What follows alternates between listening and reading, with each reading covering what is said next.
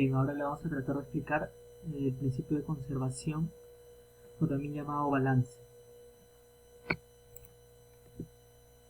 La introducción. Como introducción, bueno, podemos decir que estas propiedades, también llamadas principio de conservación de la masa, principio de conservación de la energía y principio de conservación del movimiento lineal, son aplicables en la ingeniería mecánica de fluidos con una gran cantidad de ejemplos y una gran cantidad de ejercicios que se pueden desarrollar mediante la aplicación de una o mediante las tres.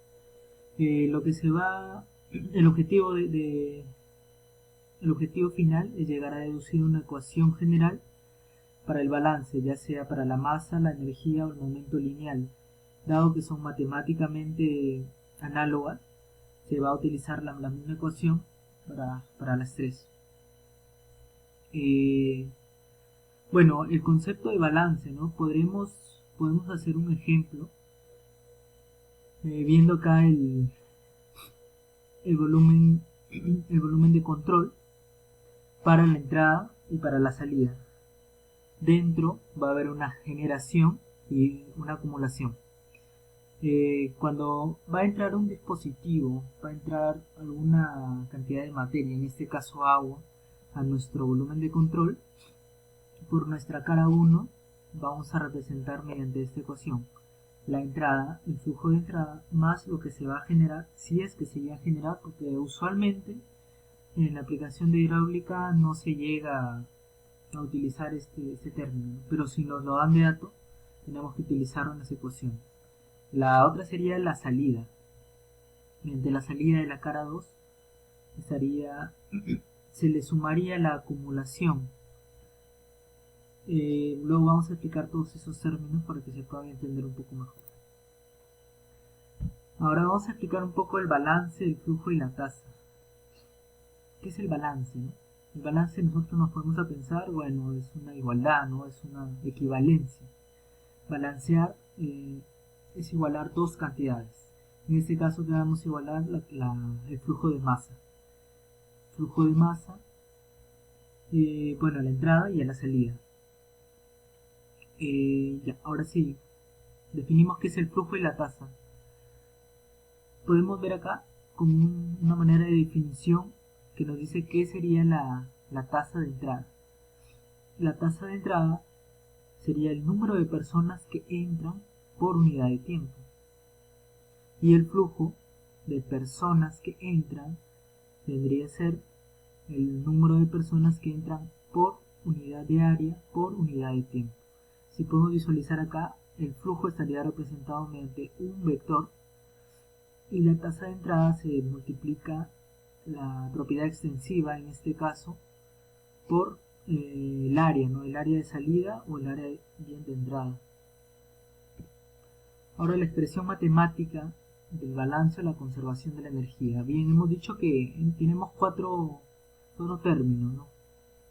Cuatro factores: la entrada, la acumulación, la salida y la generación. La tasa de entrada vendría a ser el producto de la propiedad extensiva, la cantidad de propiedad extensiva que pasa por una cara por la respectiva área que está pasando, ¿no? Esto para los dos casos de entrada y de salida.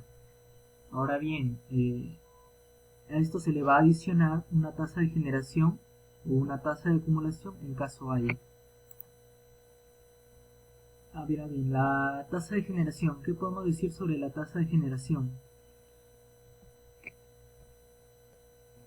La tasa de generación, en este caso la propiedad que vamos a tomar, generalmente no está dada por un transporte de masa, no se va a llegar a generar nuevas sustancias.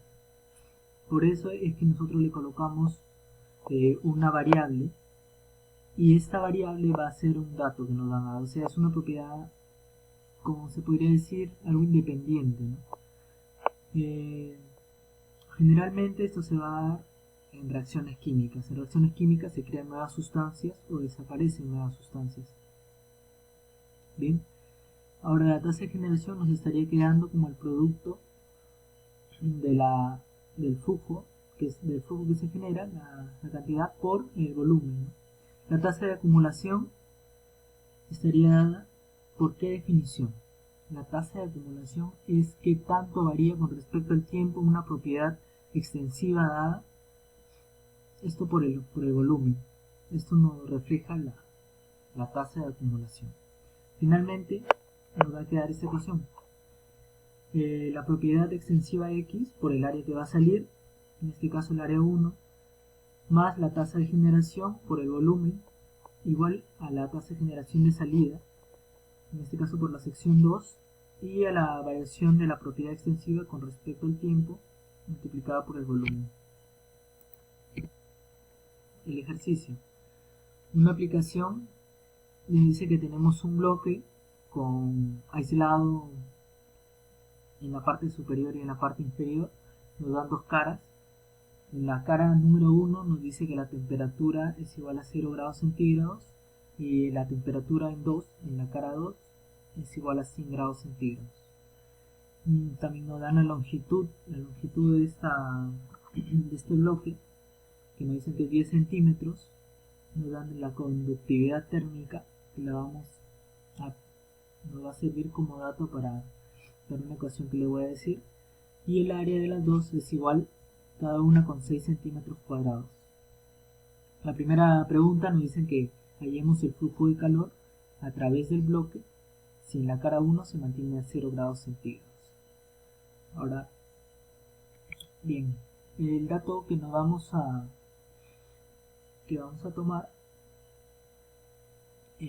son la longitud del bloque, la temperatura convertida de grados Celsius a grados Kelvin, la conductividad térmica, en este caso nos dan de dato 380 watts por metros a la menos 1 por kilowatts a la menos 1, el área del bloque, en este caso son iguales, y ahora nos dice que calculemos la tasa de calor pero que no haya generación, o sea que en la expresión de acá no vamos a utilizar esta acá, se va a anular.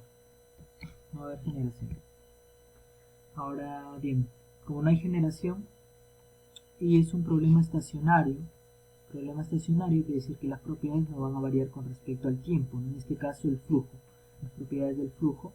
Si las propiedades del flujo no van a variar con respecto al tiempo, entonces nosotros podemos eliminar el segundo término de acá, que vendría a ser la acumulación. Nos quedaría entonces la igualdad de la tasa de entrada 1 y la tasa de salida 2. Ahora vamos a leer esta definición. Nos dice que la tasa de entrada de calor es igual a la tasa de salida, ¿no? Ya lo hemos dicho.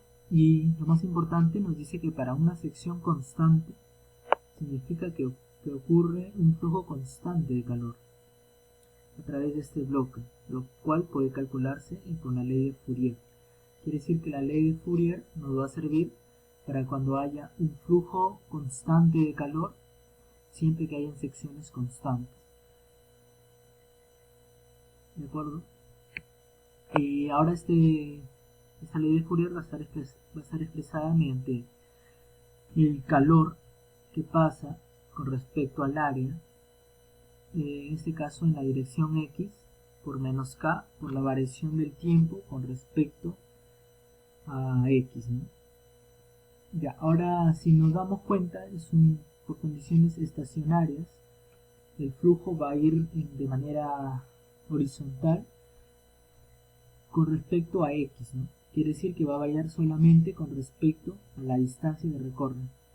Entonces, en vez de colocar la derivada de la temperatura con respecto al espacio, en este caso X, vamos a colocar la variación de la temperatura con respecto a la variación de las posiciones. En este caso nos estaría dando la longitud del bloque. Ahora, ¿qué quiere decir este calor entre esta área? Es lo que nos están pidiendo. Calcular el flujo de calor con respecto al eje X. Nos dan de dato K, nos dan de dato la variación de la temperatura mayor, que sería en la cara 2, menos la temperatura menor en la cara 1, sobre la variación de X, ¿no? y evaluamos todo, nos quedaría menos 3.8 por 10 a la 5 Joule metro a la menos 2 por segundo a la menos 1. Ese sería nuestro resultado, y nos dice que es un flujo constante de calor a través del bloque. ¿De acuerdo?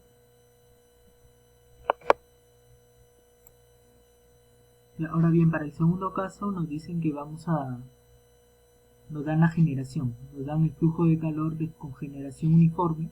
Les dije anteriormente que si nos lo dan de dato lo vamos a utilizar.